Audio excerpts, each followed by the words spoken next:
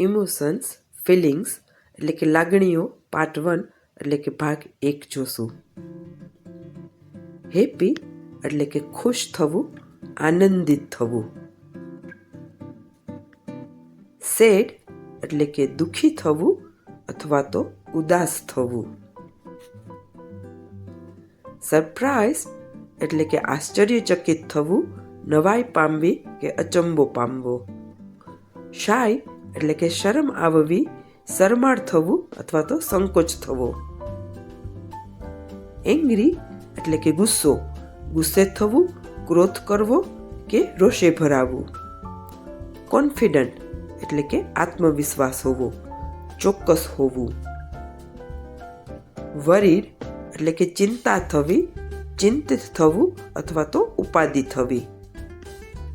Afraid એટલે કે બીક લાગવી, ડર લાગવો, ભય પામવો.